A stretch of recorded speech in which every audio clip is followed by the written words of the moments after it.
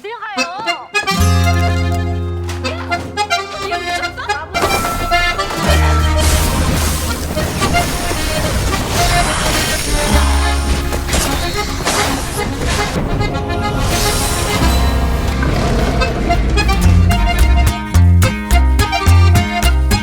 Baek Soo-jong, seorang siswi SMA yang rajin namun sering dibully teman-temannya karena dia miskin dan tidak punya ibu. Berbeda dengan kebanyakan siswi yang akan minder ketika dibully, Baek Soo-jong dengan berani melawan pembulinya hingga mereka harus berpikir dua kali jika ingin mengulangi hal yang sama. Melihat temannya memiliki pacar, Soo-jong sebenarnya juga ingin mempunyai seorang teman pria sebagai tempatnya bersandar. Namun apa daya, Soo-jong hanya bisa mengisi kesendiriannya dengan mendengarkan musik. Sampai usianya yang sekarang, Soo-jong sama sekali belum pernah memiliki seorang pacar. Soo-jong tinggal bersama ayah dan adik laki-lakinya yang gemar bermain game online. Suatu ketika saat beristirahat, Soo-jong harus terbangun karena teriakan adiknya yang kalah dalam permainan. Soo-jong marah hingga menjambak adiknya sampai rambutnya rontok. Sang ayah yang melihat hanya membiarkan Soo-jong, mungkin beliau sadar bahwa percuma saja memarahi Soo-jong karena wanita tak pernah salah. Melihat adiknya khawatir diremehkan jika sampai kalah dalam permainan, Soo-jong akhirnya membantu sang adik dalam permainan yang dimainkan. Dalam game itu,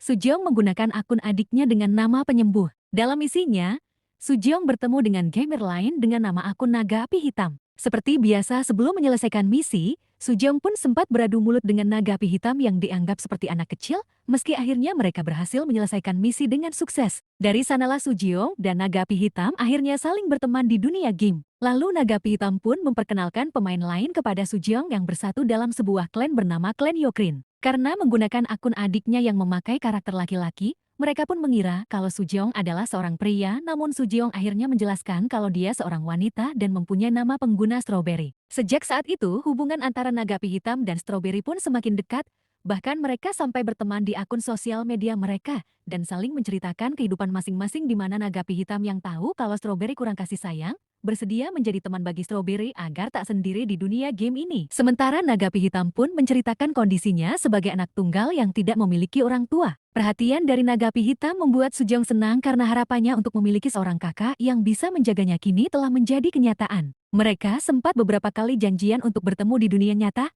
namun karena kesibukan Naga Api Hitam, mereka pun gagal melakukannya. Tapi karena klan Yokrin selalu melakukan pertemuan rutin setiap tahun baru, mereka pun sepakat untuk bertemu meski Naga Api tak pernah datang dalam pertemuan rutin itu. Hati Soo-jong berbunga-bunga karena dia akan bertemu dengan seseorang yang akan menjadi tempatnya bersandar. Namun kenyataan tak seindah harapan Soo-jong.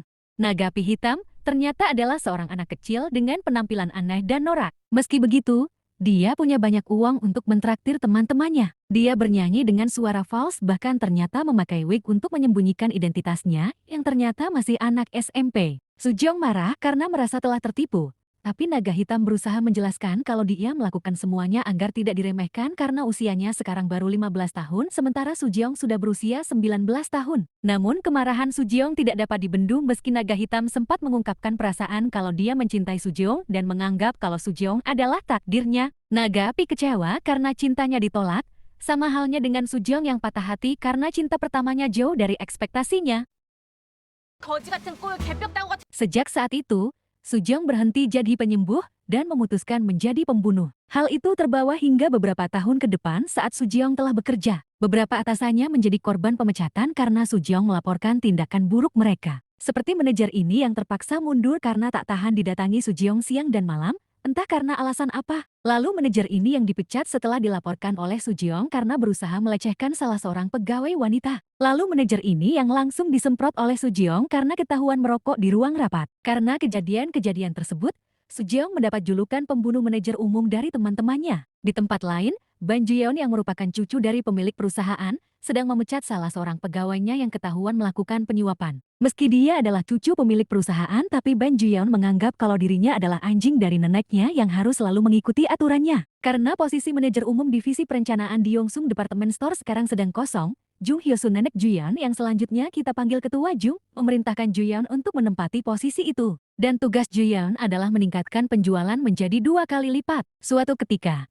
Ju-yeon datang ke sebuah klub untuk menyalurkan hobinya. Namun tiba-tiba Bo Kwon menghubunginya dan menyuruhnya segera menemui ketua Jung. Di tengah perjalanan, Ju-yeon secara tak sengaja menabrak mobil Soo-jong di lampu merah. Karena harus segera menemui neneknya dan takut kejadian ini akan menjadi skandal bagi kehidupannya yang merupakan pewaris Yongsung, Jiyeon pun ingin segera menyelesaikan urusan dengan menyuruh Sujeong menghubungi pengacaranya. Namun Sujeong yang tidak percaya menganggap kalau Jiyeon akan menipunya. Karena itu, Sujeong pun naik ke mobil Jiyeon untuk memastikan kalau Jiyeon akan membayar ganti rugi atas kerusakan mobil yang dia alami. Begitu sampai di rumah sakit dan Sujeong masih mengomel, Jiyeon bertanya apakah mereka pernah bertemu. Tapi Sujeong malah menganggap kalau Jiyeon sedang berusaha merayunya.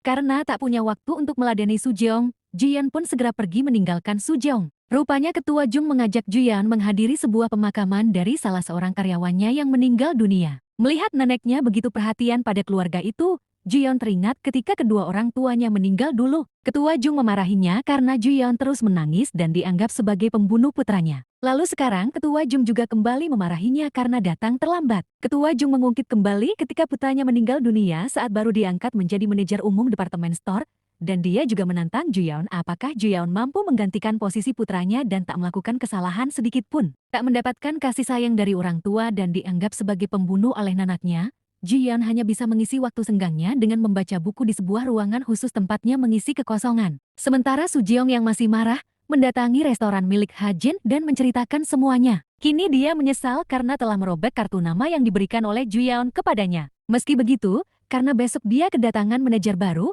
Sujeong bertekad akan membuat manajer itu betah bekerja hingga menjadi tulang belulang. Namun Sujeong kembali mengomal setelah diberitahu oleh temannya kalau mobilnya tergores, tanpa dia sadari kalau di dalam lift itu, terdapat Jiyeon yang mendengar semua umpatannya. Jiyeon tidak langsung masuk ke ruangannya karena dia ingin melihat-lihat situasi kantor terlebih dahulu. Namun dia kembali melihat Sujeong di kantin kantor dan kembali membuat gaduh karena berbicara dengan keras. Kim Shin-won yang merupakan sekretaris dan sahabat Jiyeon, menerima kiriman bunga dari seorang wanita bernama Lim Hae-ji dari tim pemasaran, namun meski dia sudah banyak mendapat hadiah dari wanita itu, Shin-won tidak bisa menerima perasaannya. Maka dari itu, Shin-won memberikan bunga itu kepada Jiyeon sebagai hadiah penyambutan bagi Jiyeon yang baru mulai bekerja hari ini. Karena kemejanya terkena noda, Jiyeon pun segera kembali ke ruangannya untuk mengganti baju. Di saat bersamaan, Sujeong yang melihatnya baru masuk ke ruangannya segera mendatanginya sekedar untuk menyapa manajer barunya. Saat Sujeong membuka pintu, Sujeong melihat Jiyeon sedang membuka baju dan terlihat tato naga di punggung Jiyeon. Sujeong akhirnya tahu kalau manajer barunya ternyata adalah orang yang menabrak mobilnya kemarin. Melihat Sujeong datang, Jiyeon segera menutup mulut Sujeong agar tak kembali membuat kegaduhan.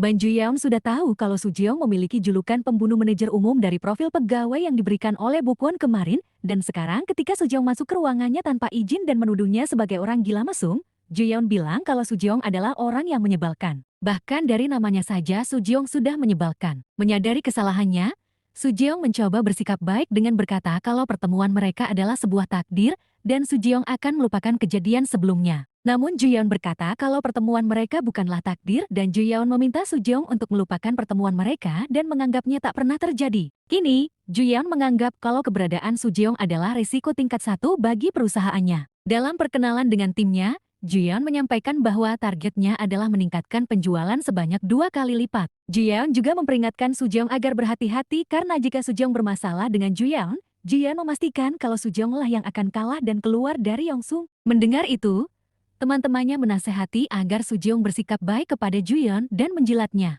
Sujeong pun langsung beraksi saat melihat Jiyeon berada di sebuah kafe. Sujeong berusaha mengambil hati Jiyeon dengan memesankannya sebuah minuman.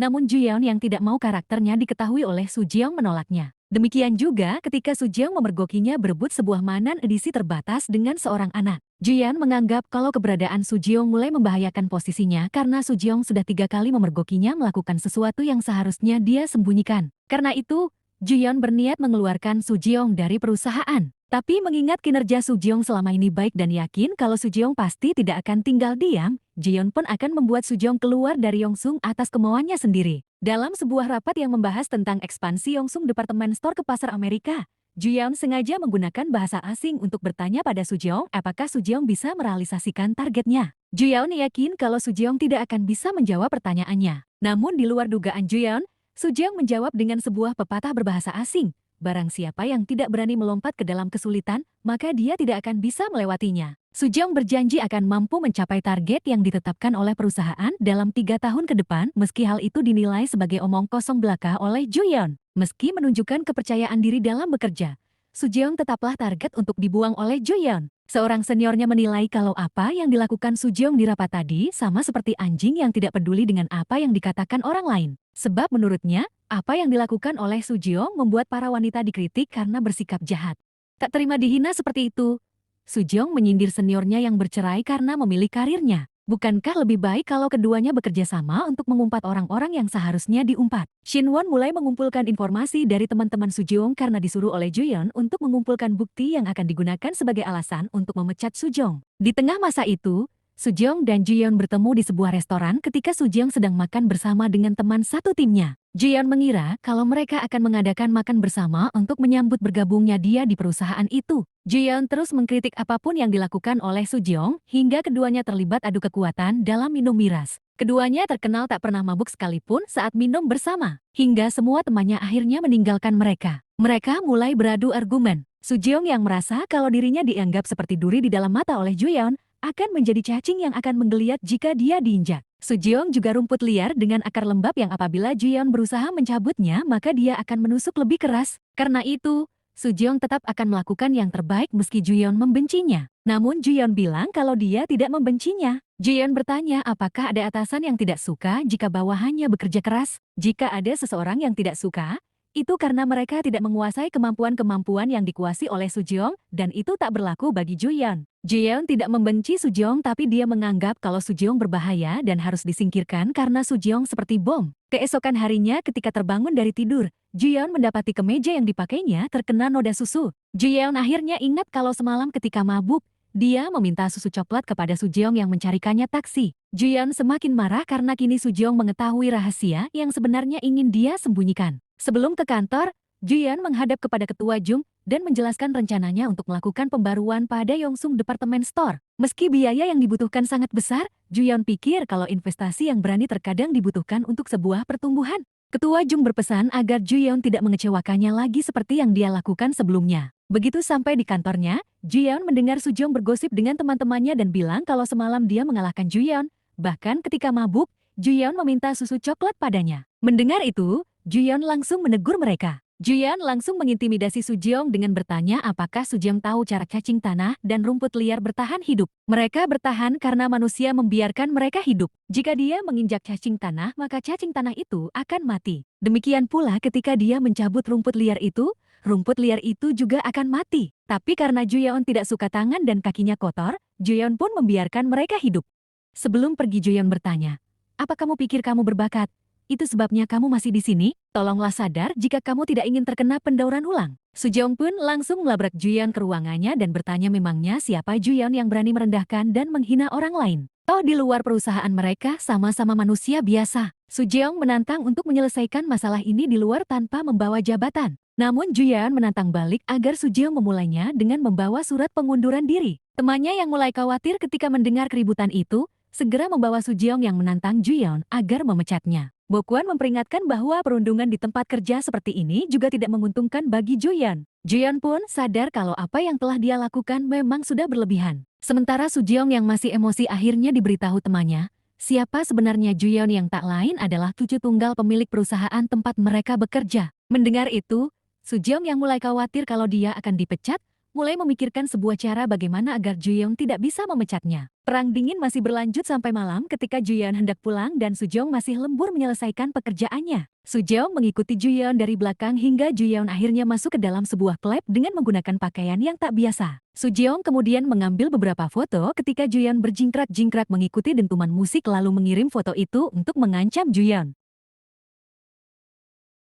Namun di luar dugaan Sujeong, Juyeon justru mendatanginya ke rumah dan mengajaknya berbicara. Juyeon kemudian memberikan sebuah kontrak yang isinya adalah bahwa Sujeong akan menghapus foto-foto Juyeon dan melarangnya mengungkap kehidupan pribadi Juyeon. Selain itu, Sujeong harus segera menanggapi telepon dari Juyeon dimanapun dan kapanpun. Selama Sujeong memenuhi persyaratan kontrak, maka Juyeon akan menjamin pekerjaan Sujeong. Sujeong pun segera menandatangani kontrak itu dan menghapus foto-foto Juyeon. Keesokan harinya ketika mereka sama-sama ke kantor, untuk pertama kalinya Juyeon menyapa mereka dan tersenyum ke arah Sujeong. Namun setelah itu, telepon Sujeong terus berdering karena panggilan dari Juyeon. Kali ini, Juyeon memberikan pekerjaan tak penting kepada Sujeong yakni menghancurkan kertas dan itu pun harus dilakukan di ruangannya. Juyeon bahkan mengintip ketika Sujeong menerima sebuah pesan dari Hajin. Bahkan ketika jam kantor telah usai, Juyeon tidak mengizinkan Sujeong pulang, tapi malah mengajak Sujeong menemaninya memilih pakaian di sebuah toko. Bukan hanya untuk dirinya tapi juga untuk Sujeong. Juyeon nampak terkesima ketika melihat Sujeong mengenakan gaun berwarna hitam itu.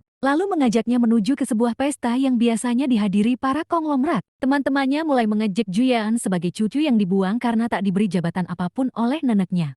Mereka menganggap kalau Juyeon menjalani kehidupan yang membosankan selama tinggal di Amerika karena Juyeon tidak pernah berjudi atau minum selama di Amerika apalagi bermain wanita. Lalu dengan lantang Juyeon menjawab kalau apa yang mereka lakukan sekarang membuat mereka nampak menyedihkan dan seperti berdebah. Di sisi lain, Sujeong sedang didekati oleh seorang pria yang mengejaknya karena Sujeong bukan dari kalangan mereka dan mengira kalau Sujeong adalah wanita penghibur. Karena mulai direndahkan, Sujeong pun menendang kaki pria itu hingga pria itu pun menjadi marah dan hendak memukul Sujeong. Di saat bersamaan, Juyeon datang dan menceburkan pria itu ke kolam renang, lantas merengkuh tangan Sujeong dan mengajaknya pergi meninggalkan tempat itu.